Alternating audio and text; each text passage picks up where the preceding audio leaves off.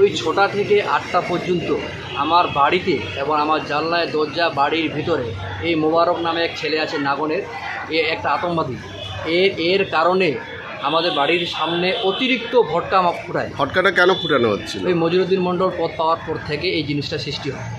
আমি বাড়িতে আমাকে ভটকা ফেঁকে দিয়ে আমার ছেলে একটা আহত হয়েছে। আমার দোকান থেকে আমি বাড়ি যাচ্ছিলাম, আমার সামনে একটা ভটকা ফুটে দিয়ে আমার চোখটা একটু ইনজুর হয়েছে। আমি ডাক্তার দেখিয়েছি। এটা বলাতে আমি প্রতিবাদ করাতে আমাকে সেই জন্য বললো যে তোমাকে দেখে নেব। আমি চুপচাপ মতো যেভাবে দোকান খুলি সেভাবে আজকে দোকান খুললাম। খুলে এসে ওরা ঠিক 9টা নাগাদ পার্টি আমার দোকানের সামনে পার্টি আসে, ওখানে একটা মিটিং করলো। মিটিং করার পর একদম 10 থেকে 12 জন এসে রড নিয়ে একদম আমার উপর চড়া হলো। কারা কারা ছিল? এই মোবারক মিয়া, আলতাফ মিয়া, এই রাজিকুল মিয়া, এই 3 জন রড দিয়ে আমাকে একদম বাড়ি মারলো। আমি বাড়ি মারার পর আমি একদম যান বাঁচানোর জন্য আমি একদম বসে পড়লাম। তারপর কয়েকজন আসলো, কয়েকজন এসে তখন আমাকে 2-4টা গুঁতা দিল পেটের মধ্যে। সেই ভয়ে তখন আমি দোকান থেকে তখন চলে গেলাম, বাড়িতে চলে গেলাম। বাড়িতে চলার পর আমি এখন শুনছি আমার বাড়িতে প্রচণ্ড অত্যাচার। সাদিপুর থেকে লোক আসছিলো আমাদের গ্রামে, এই উমর মিয়া, এই সৈয়দ রফিকুল মিয়া আলী, এই আপনার সৈয়দ উসমান আলী, এরা আমার বাড়িতে প্রচণ্ড হারে অত্যাচার চলছে। আমি এখন থানায় আসি যেন আমার জানটা বাঁচানোর জন্য আমি আসছি, যেন আমাকে যেন পুলিশ নিরাপত্তা দেওয়া হয়। আমার প্রচণ্ড হারে আমাকে মেরে ফেলার জন্য আমাকে 3 দিন সময় দিয়েছে। এই বিষয়ে প্রাক্তন জেলা সভাপতি মৃণাল সরকার জানান, কিছুই না, রাজ্য নেতৃত্বের পক্ষ থেকে আমাদের সাংগঠনিক রদবদল আপনারা জানেন কয়েকদিন আগে হয়েছে।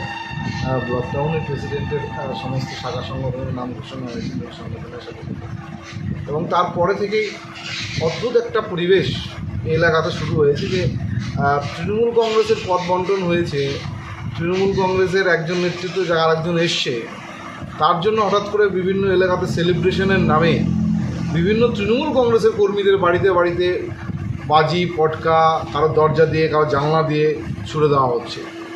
এবং তারপর থেকে বিভিন্ন এলাকাতে অযাচকভাবে জমায়েত করে কিছু অ্যান্টি সোশ্যাল লোকজন কিছু নিরীহ তৃণমূল কংগ্রেস কর্মীদের উপরে লাগাতার অত্যাচার চালাচ্ছে। গতকাল চেসরা মোড়েও একটা তৃণমূল কংগ্রেস কর্মীকে এরকম মারধর করেছে, ব্যাপক হারে মারধর করেছে। এবং আজকেও রতনপুর মোড়ে একজন প্রফেশনাল, তিনি ডাক্তার, কোয়াক ডাক্তার, তার দোকানে ঢুকে তাণ্ডব চালানো হয়েছে, তাকে মারধর করা হয়েছে।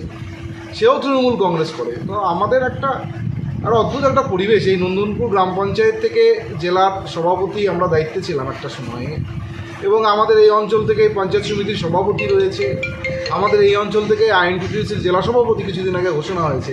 এইরকম পরিবেশ এর আগে কোনোদিন হয়নি। এবং আপনারা জানেন, আপনাদের কাছে রেকর্ড আছে, তথ্য আছে, এবং পুলিশ প্রশাসনের তথ্য আছে যে 2020 পর থেকে নন্দনপুর গ্রাম পঞ্চায়েতে এই ধরনের কোনো ঘটনা নজির নন্দনপুরে নেই। আবার হঠাৎ করে কার নেতৃত্বে, কার উস্কানিতে এই ধরনের গণ্ডগোল হচ্ছে, এটা আমরা দলকে জানিয়েছি উপযুক্ত তথ্য প্রমাণ দিয়ে, যে কারা এই ধরনের বিশৃঙ্খলা করছে। এবং তাদের বিরুদ্ধে আমরা চাইব যে প্রশাসন উপযুক্ত ব্যবস্থা গ্রহণ করুক।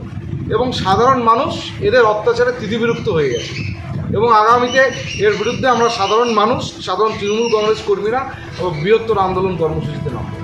অভিযোগ অস্বীকার করে তৃণমূল শ্রমিক সংগঠনের গঙ্গারামপুর ব্লক সভাপতি মজিরুদ্দিন মণ্ডল বলেন,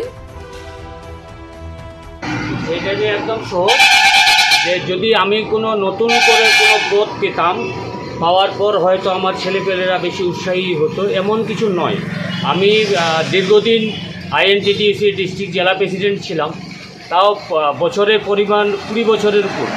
এটা আপনারাও জানেন, আপনারাও দেখেছেন, অনেক খবরও করেছেন, সিপিএমের আমল থেকে শুরু করে তৃণমূল পর্যন্ত। এবং এখনও রানিংয়েও আমি জেলা ডিস্ট্রিক্ট কমিটির মেম্বার তৃণমূল কংগ্রেস। এবং সেই সুবাদে আমাদের নন্দনপুর অঞ্চল কমিটিও কিন্তু আমার হাতে তৈরি।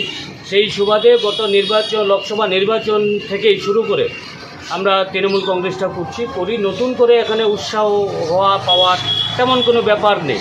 আর আমি দীর্ঘদিন জেলা প্রেসিডেন্ট ছিলাম। আজকে আমাকে দল যেভাবেই হোক কথা বলে বুঝিয়ে একটা ব্লক প্রেসিডেন্টের আপাতত দায়িত্ব দিয়েছে। তার উপর কেন্দ্র করে আমার এত উৎসাহী হওয়ার কিছু নেই।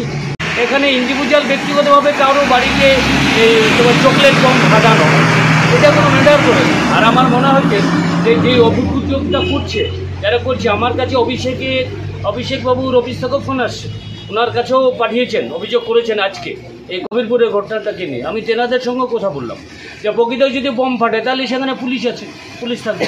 আমি তখন ওখানে মিটিংয়ে থেকেছি, বক্তব্য রেখেছি, পুলিশ ছিল, তাহলে পুলিশকে 1 নম্বর সাক্ষী হতে হবে যে কার বাড়িতে বোম ফাটিয়েছে, কাকে মেরেছে। এবার যদি কেউ মেরে থাকে তাহলে কোন হসপিটালে ভর্তি আছে তার মেডিকেল দিতে হবে।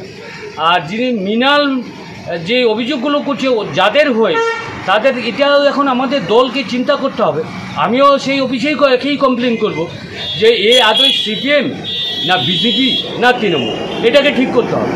যে মামুনের নাম করে আজকে অভিযোগটা হচ্ছে, তারা আজ পর্যন্ত সিপিএম এবং জন্মসূত্রেই সিপিএম। আজকে তাদের বাড়িতে গিয়ে ওদের যদি উৎসাহ করে এবং ওদের যদি কোনো অঘটন ঘটতো, সে তার বাড়িতে গেলে আমার কোনো আপত্তি নেই, আমিও যাব। কোনো সিপিএম বাড়িতে যদি অঘটন ঘটে আমি যাব, কোনো বিজেপির বাড়িতে যদি আমার এরিয়াতে কোনো কিছু হয় আমি নিশ্চয়ই যাব, সেই ব্যাপারে নেই। কিন্তু উৎসাহিত করার জন্য তৃণমূল কংগ্রেসের নামে ইচ্ছা করে এটা বদনাম করার জন্য এবং কমপ্লেন করার জন্য, এটাও কিন্তু আমাদের দলের কাছে আমি অভিযোগ করব যে ও বিজেপি না সিপিএম না তৃণমূল। কবিরপুরে মিটিংটা হয়েছিল বা চেংড়া বেংড়া হয়তো 2-4টা ভটকা ফাটিয়েছে, যেটা পুলিশও আমাকে বলেছে, কিন্তু কারো বাড়িতে নয়, তারা বাইরে ফাঁকা জায়গায় ফাটিয়েছে। আমাকে প্রশাসনিক লোকও রিপোর্ট করেছে। আজকে যখন আমাদের মধ্যে 1-2টো চেংড়া ওকে যখন গালিগালাজ করেছে, পরের দিনে আমাদের দলের নামে, আমার নামে, পার্টির নামে যেমন গালাগালিজ করেছে, এবং এটাও ওরা একটা কেস সাজানোর চেষ্টা করেছিল যে ওর চোখে নাকি বোমের আঘাতে চোখ নষ্ট হয়ে গেছে। সেরকম এটা নাকি এই খবরটা যখন এই চেংড়াগুলো পেয়েছে, এবং এরা এটাও শুনেছে যে 14 জনের নামে ওরা লিস্ট করেছে তারা থানায় কেস করার জন্য, কমপ্লেন করার জন্য। এটাই কিন্তু ওকে বলতে গিয়েছিল যখন যে তুমি এই মিথ্যা কথা কেন বলছো, কেন মিথ্যা কথা বলেছো, কখন আমরা তোমাদের বাড়িতে বোম ফাটিয়েছি। আর সঙ্গেই কিন্তু আমি ওর দোকানের সামনে গিয়ে দাঁড়িয়েছিলাম, আমি অঞ্চল সভাপতির সহকারে সবাই। ও যদি তাহলে নিশ্চয়ই কেউ ভিডিও করেছে বা ওখানে সিসি ক্যামেরা আছে, যদি ওকে কেউ একটা থাপ্পড় দেও, যদি ওকে বলে যে আমি ওকে প্রাণে মেরে ফেলবো তোমাকে 3 দিনের মধ্যে, যদি বলে থাকে প্রুফ দিতে পারে, তাহলে সে নিশ্চয়ই বলবো যে সত্যি কথা বলেছে। এরকম কোনো ঘটনায় ঘটেনি। এখন আমার সাক্ষাতে হয়েছে, আমি ওখানে স্টেট এজেন্ট ছিলাম, সবাইকে বাড়ি পাঠিয়ে দিয়ে তারপরে কিন্তু আমার কাজে আমি বের হয়েছি। এবং ঠিক ভিত্তিহীন এটাও।